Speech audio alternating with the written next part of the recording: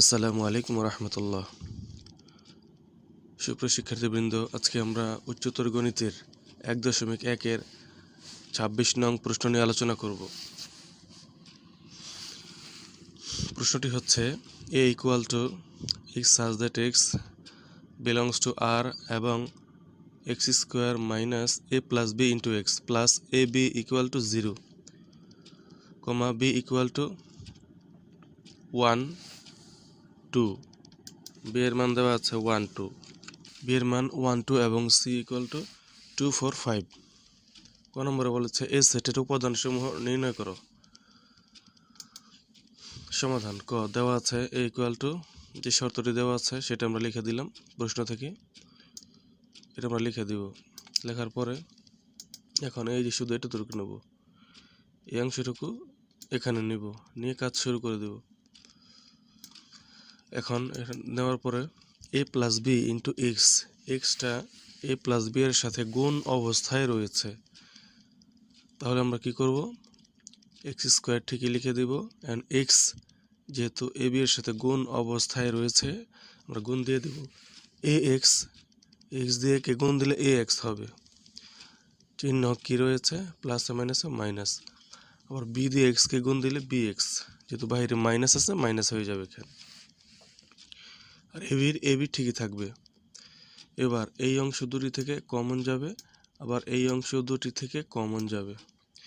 এই অংশ দুটি থেকে কী কী কমন যাবে, দুই পাশে রয়েছে এক্স, এক্স রয়েছে কমন, মানে মিল রয়েছে। এক্স আমরা এখানে নিয়েছি, নেওয়ার পরে এই এক্স দিয়ে এই এক্স স্কোয়ারকে ভাগ, তার মানে একটা একটা কাটা যায় আর একটা থাকে, সে একটা এখানে লিখে দিয়েছি। আবার এই এক্স দিয়ে এই এ এক্সকে ভাগ, তাহলে এক্স এক্স কাটা শুধু এ থাকে, এ এখানে লিখে দিয়েছি। এবার এই মাইনাসের এই মাইনাস এখানে বসিয়ে দেব।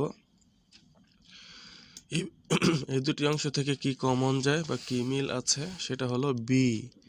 দুই পাশে বি রয়েছে, বি এখানে লিখে দিলাম, যেহেতু কমন রয়েছে বি। বি লেখার পরে এই বি দিয়ে এটাকেও ভাগ দিতে হবে, এটাকেও ভাগ দিতে হবে। বি দিয়ে এটাকে ভাগ দিলে কি হয়, বি বি কাটা এক্স থাকে। বি দিয়ে এ বিকে ভাগ দিলে কি হয়, বি বি কাটা এ থাকে, ইকুয়াল টু 0।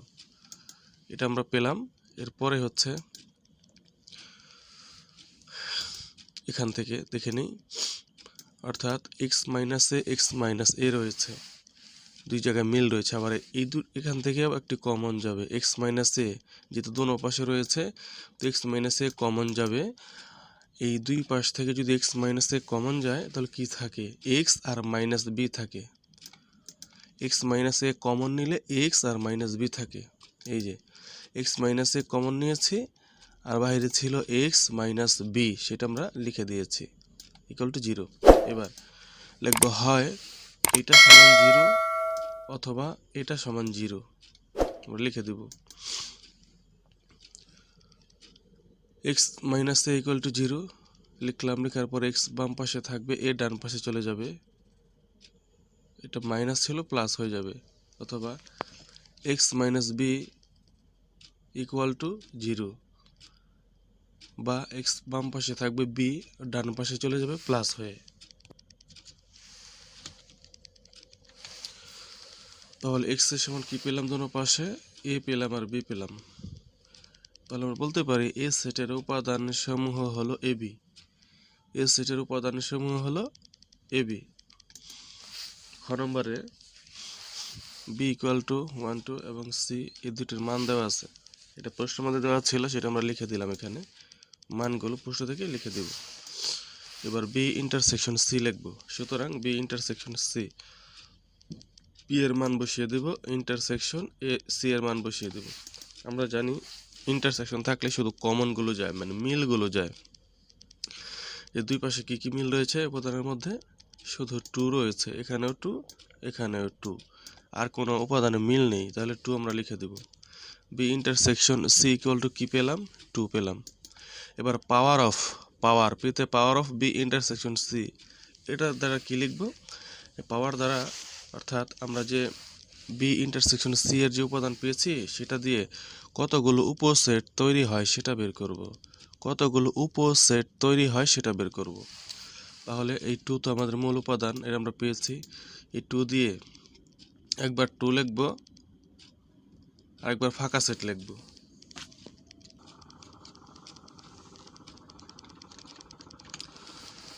এটা হচ্ছে আমাদের মূল উপাদান। এই 2 একবার লিখে দিব, কারণ বি ইন্টারসেকশন সি এর উপাদান হচ্ছে 2। এটার দিয়ে কয়টা উপসেট তৈরি হয়? 2 একবার লিখবো, আর যেহেতু কোনো উপাদান নেই এই জন্য আমরা ফাঁকা সেট লিখে দেব। তাহলে power of B intersection C এর উপসেটগুলো কি কি? 2 এবং ফাঁকা সেট। আবার বি ইকুয়াল টু এত, এটা বি এর মান দেওয়া ছিল সেটা লিখলাম। Power of B, power of B হচ্ছে মানে এই 1 2 দিয়ে কয়টা উপসেট তৈরি হয়। তাহলে 1 2 ঠিকই লিখবো একবার, তারপর 1 লিখবো একবার, ও 2 লিখবো একবার আলাদা করে, তারপর ফাঁকা সেট দিব।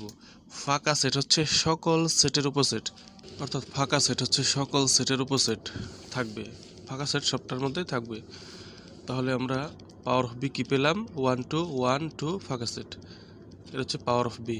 অর্থাৎ এই 1 2 রয়েছে, এখানে যদি অন্য কোনো সংখ্যাও থাকতো তাহলে সেই সংখ্যাগুলো প্রথমে বসাইতে হতো, মানে সবগুলো উপাদান দিয়ে একবার লিখতে হয়, তারপর আলাদা আলাদা করে লিখতে হয়। সামনে আরও জানবো আমরা। এখন সি এর মান দেওয়া ছিল, সি এর উপাদান দেওয়া ছিল এটা। এখন 2 4 5 দিয়ে আমরা পাওয়ার অফ সি পিসি মানে পাওয়ার অফ সি বের করব। তাহলে সবগুলো দিয়ে একবার লিখবো এখানে, অর্থাৎ সবগুলো উপাদান দিয়ে একবার লিখতে হবে। তারপর যেহেতু এখানে 3টা রয়েছে, এখন আমরা কি করব? সবগুলো দিয়ে একবার লিখছি একটা উপসেট, তারপর 2 4 দিয়ে একবার, 2 5 দিয়ে একবার, 2 4 2 5 দিয়ে একবার, তারপর হচ্ছে 4 5 দিয়ে একবার।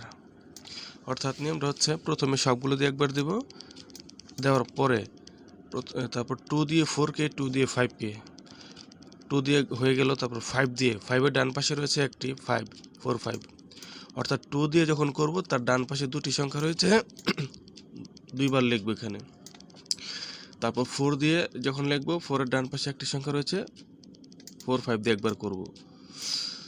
তারপর আলাদা আলাদা করে দিব 2 4 5 2 4 5, আর শেষে একটা ফাঁকা সেট দিয়ে দেবো, কারণ ফাঁকা সেট সকল সেটের উপসেট। পাওয়ার অফ সি আমরা এটা পেয়ে যাব। এবার power of B intersection power of C. Power of B কী পেয়েছিলাম আমরা? পাওয়ার অফ বি হচ্ছে এটা, আর পাওয়ার অফ সি হচ্ছে এটা। ইন্টারসেকশন মানে হচ্ছে কমনটা যাবে। আচ্ছা, দুইটার মধ্যে কোনো কমন বা মিল আছে, কোনো উপসেটে মিল আছে, সেই মিলটা হলো 2 2 এখানেও রয়েছে, 2 এখানেও রয়েছে। আর কোনো উপসেটে মিল নেই, শুধু 2 এ রয়েছে, আর ফাঁকা সেটে রয়েছে। এই দুইটা ছাড়া কোনো মিল নেই, তাহলে আমরা শুধু এই দুইটাই লিখে দেব। এটা হচ্ছে আমাদের power of B intersection power of C. এই যে এটা, যেহেতু 2 এবং ফাঁকা সেট দুই জায়গায় মিল রয়েছে, এই জন্য আমরা এটা দিয়ে দেব। সুতরাং power of B intersection C equal to power of B intersection power of C দেখানো হলো। এটা আমরা আগে বের করেছিলাম একটু কিছুক্ষণ আগে, পিছনে একটু টেনে দেখবেন। আর এটা হচ্ছে এই যে এখন বের করলাম, এই যেটা, তার মানে এই দুইটা মিল হয়ে গেল, দেখানো হলো।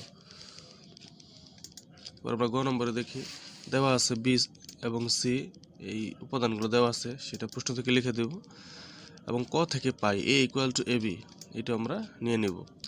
এখানে বি ইউনিয়ন সি দিয়ে বি এর মান বসাবো, সি এর মান বসাবো। ইউনিয়নে কি আসে? কমন আনকমন সব। দুই পাশ থেকে যেগুলো কমন আছে সেগুলো আসবে, যেগুলো কমন নেই সেগুলো আসবে, অর্থাৎ 1 2 4 5 কমন আনকমন সব আসবে এখানে। এবার বাম পক্ষ, আমাদের গ নম্বর বাম পক্ষে ছিল এ ইন্টু বি ইউনিয়ন সি, তাহলে এর মান এখানে বসিয়ে দেব, আর বি ইউনিয়ন সি এর মানটা আমরা পেয়েছি, এটা বসিয়ে দেব। দেওয়ার পরে এখন কাজ কি? যেহেতু ক্রস রয়েছে, গুণ চিহ্ন রয়েছে, তো প্রথমে এ দিয়ে সবগুলোকে দেব। যেহেতু প্রথমে এ রয়েছে, এ দিয়ে এই চারোটার কাছে আমরা গুণ দেব, এ দিয়ে A1 A2 A4 A5, আর ভিতরে অবশ্যই ফার্স্ট ব্র্যাকেট দেব। তারপর বি দিয়ে সবগুলোকে B1 B2 B3 B4 এভাবে দিয়ে দেব, মানে এখানে যে উপাদানগুলো রয়েছে সবগুলো দিয়ে আমরা করে দেবো। এটা হচ্ছে এ ক্রস বি ইউনিয়ন সি, এর উপাদানগুলো হচ্ছে এটা। আবার এ ইন্টু বি ইকুয়াল টু কি দেবো? এর মান আর হচ্ছে বি এর মান বসিয়ে এ দিয়ে দুইটার সাথে দেবো A1 A2, আর বি দিয়ে দুইটার সাথে দেবো B1 B2। তারপরে আমরা লিখব এ ইন্টু সি, এর মান বসিয়ে দেবো এবং সি এর মানও বসিয়ে দেবো। এ দিয়ে সবগুলোর সাথে একবার করে দেব, A2 A4 A5, তো বি দিয়ে B2 B4 B5 এগুলো আমরা দেব। দেওয়ার পরে এখানে লিখবো ডান পক্ষ, সব বাম পক্ষ করলাম এতক্ষণ, এই যে বাম পক্ষ করে আসছি, এখানে যে বাম পক্ষ তো করে আসছি, এবার ডান পক্ষ এটা ছিল আমাদের প্রশ্নের মধ্যে। তো এ ইন্টু বি ইউনিয়ন বি, এ ইন্টু সি, এ ইন্টু বি আর এ ইন্টু সি এর মান আমরা পেয়েছি আগে, এই যেখানে এ ইন্টু বি এর মান এই যে নিচে, আর এ ইন্টু সি এর মান ওই যে নিচে দেওয়া আছে, এগুলো আমরা বসিয়ে দেবো এখানে। এই যে এ ইন্টু বি এর মান এবং এ ইন্টু সি এর মান এখানে বসিয়ে দেব। বসিয়ে দেওয়ার পরে এখানে ইউনিয়ন লেখা আছে, তার মানে হচ্ছে কমন আনকমন সব আসবে, যেটা দুটো পাশে মিল আছে সেটাও আসবে, মিল ছাড়াটাও আসবে। তাহলে আমরা দেখি A1 A2 A4 A5 B1 B2 B4 B5, অর্থাৎ দুটো পাশে যেগুলো মিল রয়েছে সেগুলো আসবে, যেগুলো মিল নেই সেগুলো আসবে। তাহলে এগুলো আমরা পেলাম। এখন এটার ডান পক্ষে পেলাম, ডান পক্ষে যা পেলাম এবং বাম পক্ষে যেটা পেয়েছি, বাম পক্ষে একই পেয়েছি, যে একই। তার মানে আমরা বলতে পারি যে বাম পক্ষ সমান ডান পক্ষ প্রমাণিত। এটা হচ্ছে আমাদের 26 নং প্রশ্নের সমাধান। 27 নম্বর প্রশ্ন, একটি শ্রেণীর 100 জন ছাত্রের মধ্যে 42 জন ফুটবল, 46 জন ক্রিকেট এবং 39 জন দাবা খেলে। এদের মধ্যে 13 জন ফুটবল ও ক্রিকেট, 14 জন ক্রিকেট ও দাবা এবং 12 জন ফুটবল ও দাবা খেলতে পারে। এছাড়া 7 জন কোনো খেলায় পারদর্শী নয়। ক নম্বরে উল্লেখিত তিনটি খেলায় পারদর্শী এমন ছাত্রদের সেট এবং কোনো খেলায় পারদর্শী নয় এমন ছাত্রদের সেট ভ্যান চিত্রে দেখাও। আমরা ক নম্বর সমাধান করবো এখন আগে। ক নম্বর সমাধান, এই একটা ভ্যান চিত্র, আমরা তিনটা বৃত্ত আট করেছি এখানে। এটা হলো এফ এর জন্য, এফ মানে ফুটবল। এই যে গোল বৃত্তটা, এই যে গোল, এটা হচ্ছে এফ এর জন্য। আর এই যে গোল, এটা হচ্ছে সি এর জন্য। আর যে গোল, এটা হচ্ছে এইচ এর জন্য। আর এই যে এই গোল বৃত্তটা, এটা হচ্ছে এইচ এর জন্য। তিনটা বৃত্ত পেয়েছি। তিনটা বৃত্ত ভাবে আটকানো। মাঝখানে যেটা সাদা অংশ দেখা যাচ্ছে সেটা হচ্ছে তিনটা বৃত্তের মধ্যে যেটা রয়েছে সেটা।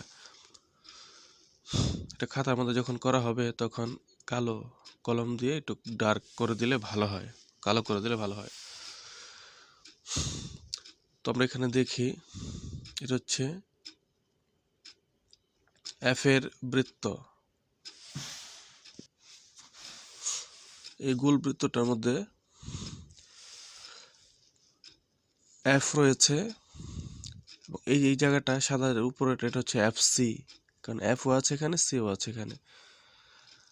আমরা যেটা দেখবো সেটা হলো এখানে এই যে যেটা সাদা দেখা যাচ্ছে, এই সাদা অংশটা কার? সাদা অংশটা হচ্ছে এফ এরও, সাদা অংশটা সি এর মধ্যে আছে, সাদা অংশটি এইচ এর মধ্যেও আছে। যাই হোক, আমরা বলি এখানে ভ্যান চিত্রে বৃত্তের ভিতরে গাঢ় চিহ্নিত অংশটুকু তিনটি খেলায় পারদর্শী তাদের সেট। এই যেখানে যেটা গাঢ় করে দিয়েছি, আমি সাদা করে দিয়েছি, আপনারা কালো করে দিবেন কলম দিয়ে। তো গাঢ় পারদর্শী তাদের সেট এবং বৃত্তের বাইরের অংশটুকু কোনো খেলায় পারদর্শী নয় তাদের সেট। এই যে ভিতরটা যেটা গাঢ় করে দেওয়া আছে এখানে, এটা হচ্ছে তিনটি খেলায় পারদর্শী, তো ফুটবল, ক্রিকেট এবং চেস, দাবা, তিনটি খেলায় পারদর্শী তাদের সেট এটা।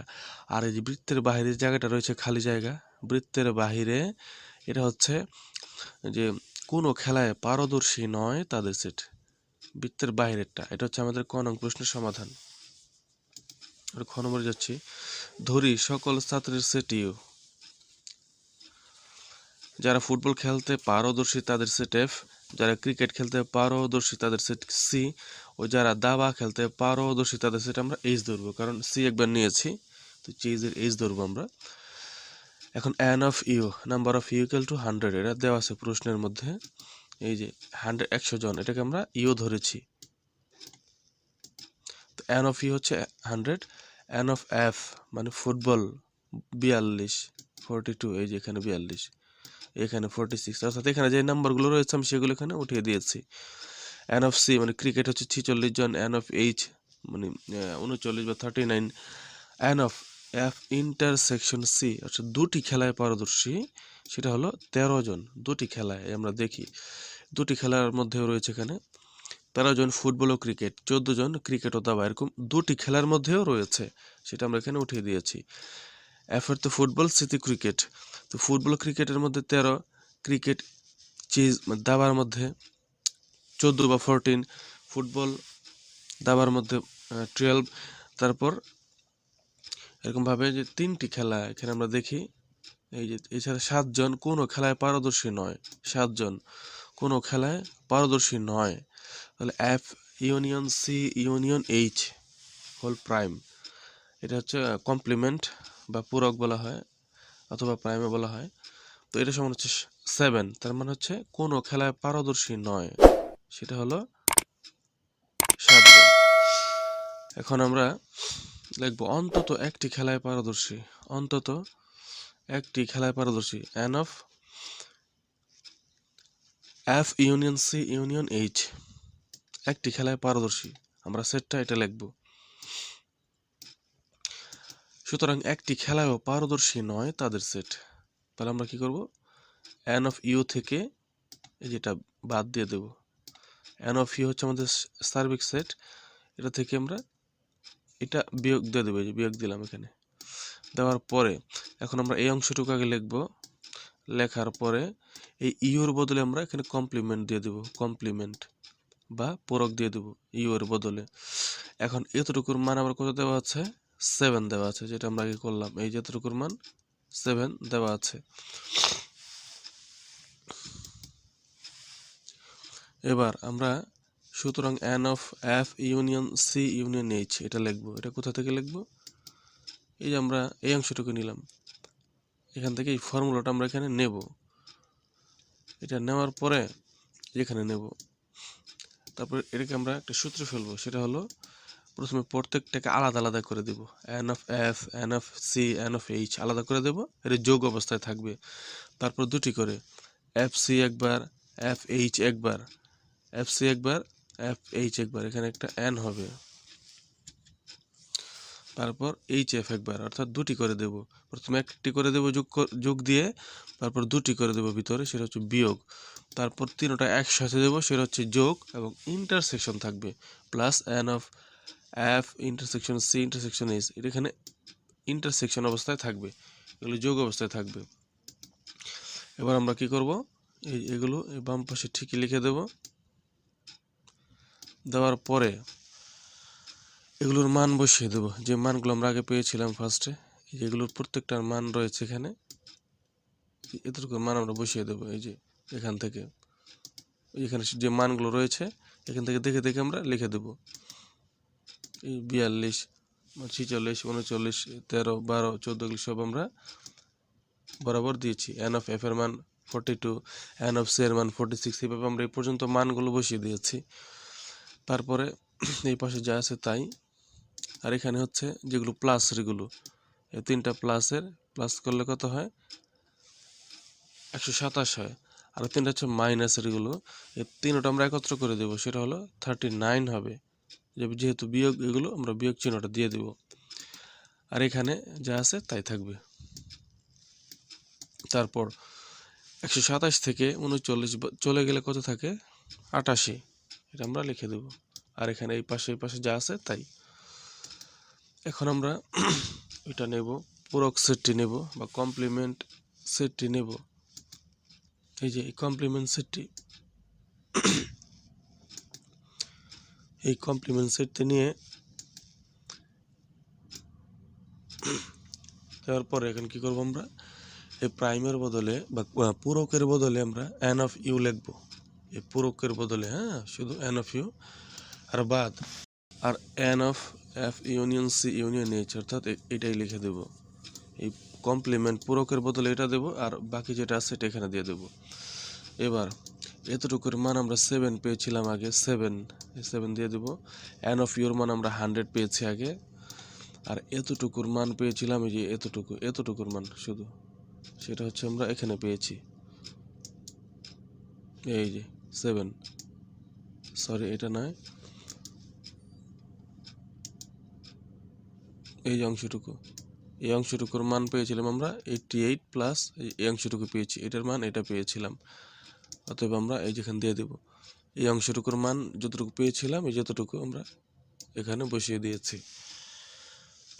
এবার আমরা সেকেন্ড ব্র্যাকেটটি উঠিয়ে দিলে বা এখানে যা আছে তাই, আর মাইনাসের মাইনাস আর ভিতরে প্লাসটা চেঞ্জ হয়ে যাবে।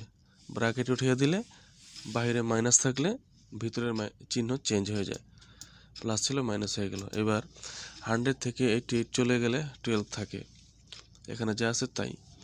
এবার আমরা পক্ষান্তর করব, এই মাইনাসের এই এতটুকু আমরা বাম পক্ষে নিয়ে আসবো, তাহলে প্লাস হয়ে যাবে।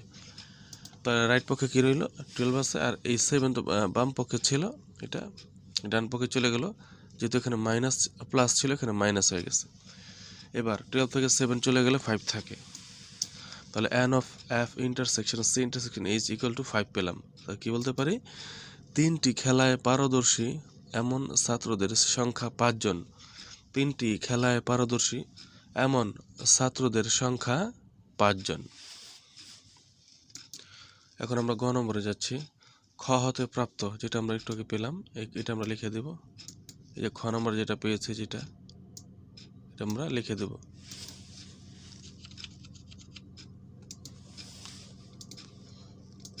এটা খ হতে প্রাপ্ত লেখার পরে এখন লিখবো কেবল 2টি খেলায় যারা পারদর্শী তাদের, কেবল একটি খেলায় কেবল ফুটবল খেলায় পারদর্শী ছাত্র সংখ্যা।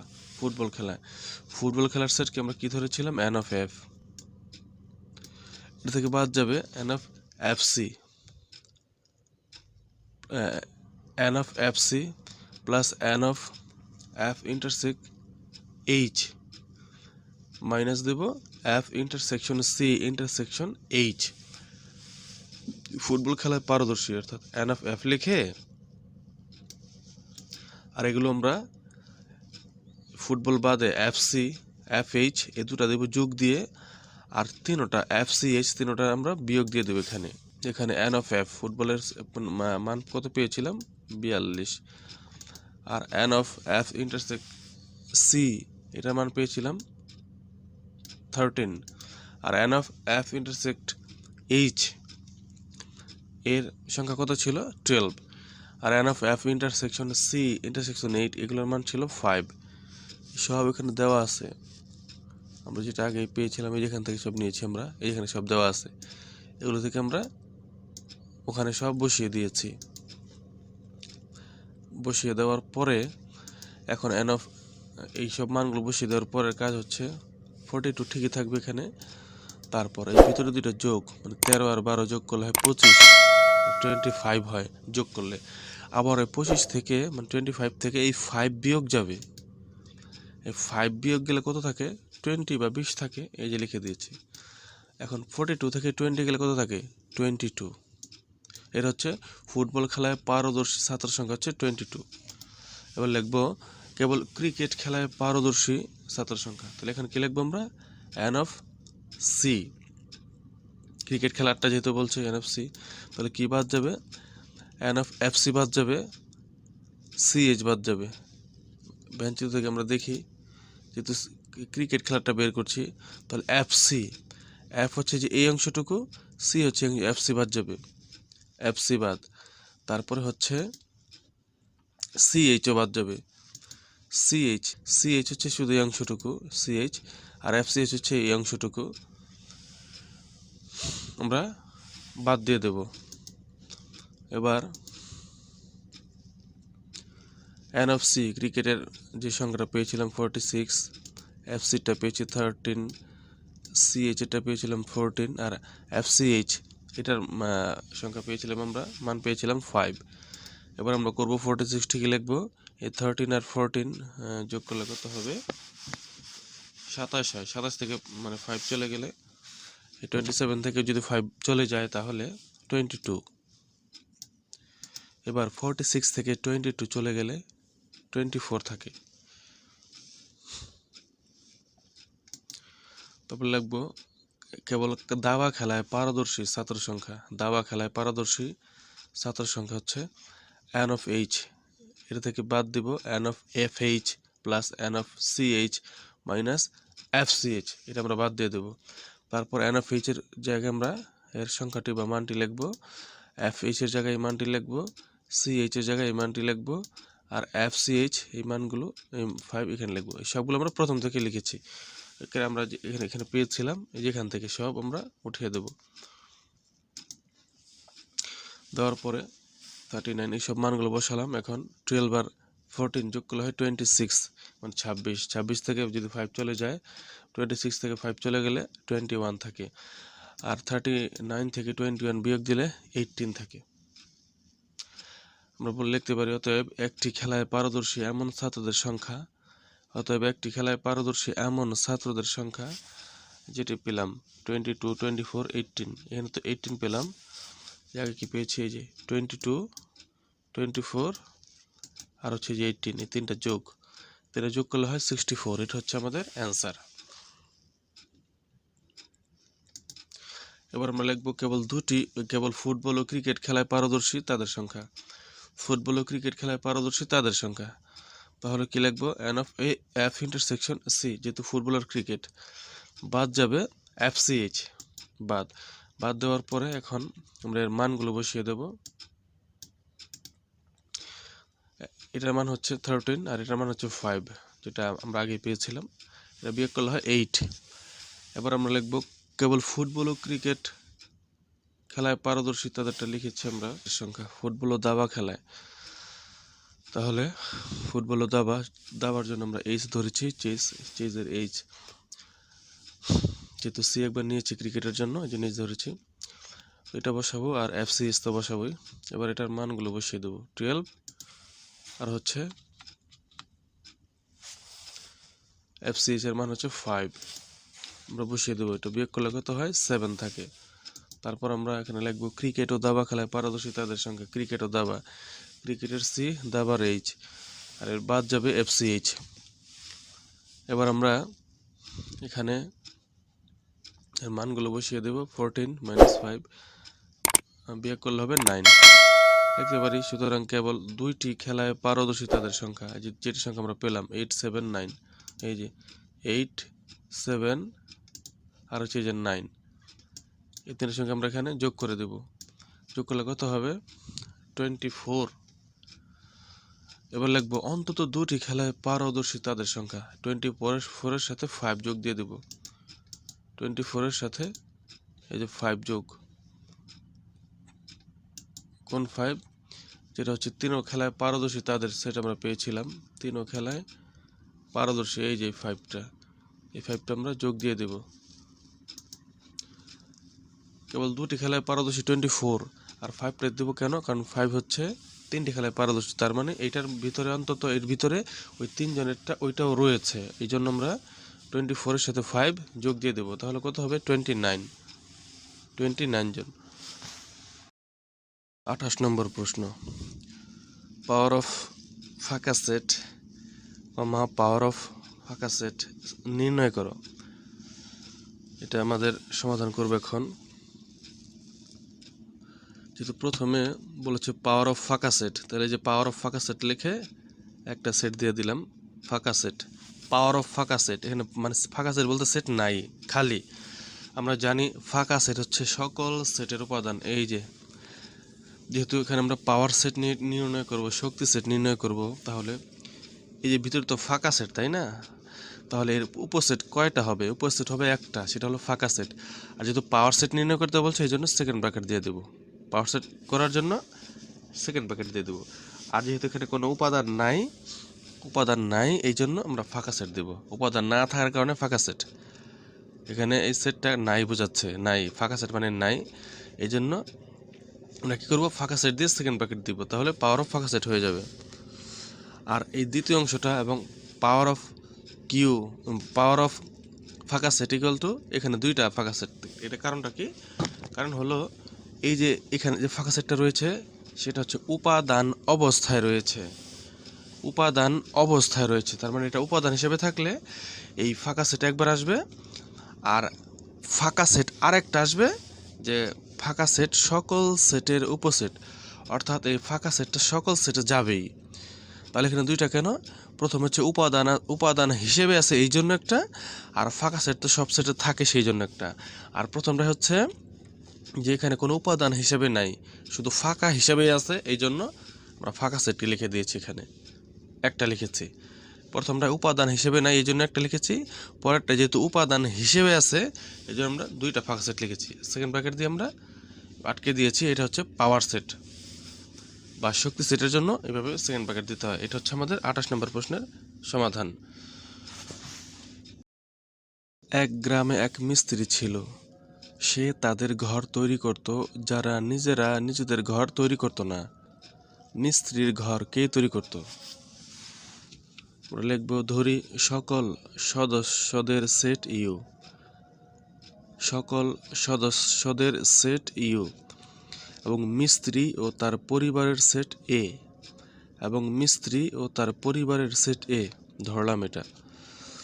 সুতরাং মিস্ত্রির ঘর তৈরি করবে তাদের সেট, ইউ বাদ এ হবে, ইউ বাদ এ, ইউ বাদ এ ইকুয়াল টু, এই ইউর বদলে আমরা পূরক বা কমপ্লিমেন্ট দিতে পারি, এর উপরে কমপ্লিমেন্ট ইউর বদলে। তাহলে লিখবো, সুতরাং মিস্ত্রির ঘর তৈরি করবে এ পূরক সেটের সদস্যরা, এ কমপ্লিমেন্ট পূরক বা কমপ্লিমেন্ট সেটের সদস্যরা। এটা হচ্ছে আমাদের অ্যান্সার। 30 নম্বর প্রশ্ন, A equal to X such that X not belongs to A set, এ নিয়ে বিস্তৃত আলোচনা করো। আমরা একটু প্রশ্ন বুঝে নেই। X not belongs to A, তার মানে হচ্ছে এক্স এ এর সদস্য নয়, এক্স এ এর সদস্য নয়। সমাধান, যেহেতু এ ইকুয়াল টু এটা দেওয়া আছে আমরা লিখলাম। এখন এ সেটের প্রদত্ত শর্ত অনুসারে এ সেটের সদস্য হবে এক্স এর মানসমূহ হিসাবে, এক্স সাচ দ্যাট এক্স হিসাবে এক্স এর মানসমূহ হবে এই সেটের সদস্য। আবার এক্স এ এর উপাদান হতে পারবে না, অর্থাৎ যদি আমরা এক্স সাচ দ্যাট এক্স চিন্তা করি তাহলে এ সেটের সদস্য হচ্ছে এক্স, যদি এক্স সাচ দ্যাট এক্স চিন্তা করি। আর নট বিলংস টু চিন্তা করলে যে এক্স এ এর সদস্য হতে পারবে না। এক্স এর এমন কোনো মান নেই যা এ সেটের সদস্য, এক্স এর এমন কোনো মান নেই যা এ সেটের সদস্য, অর্থাৎ এ একটি ফাঁকা সেট, অর্থাৎ এ একটি ফাঁকা সেট। এটা হচ্ছে আমাদের 30 নং প্রশ্নের সমাধান। পিছনে যে আরও বিভিন্ন অঙ্ক করা হয়েছে, যদি সেগুলো কারো প্রয়োজন হয় দেখে আসার অনুরোধ রইল। এরপর তো আমরা পরবর্তী যে অনুশীলনী রয়েছে 1.2 সেটার সমাধান নিয়ে হাজির হবে ইনশাআল্লাহ। সবাই ভালো থাকবেন, আল্লাহ হাফেজ।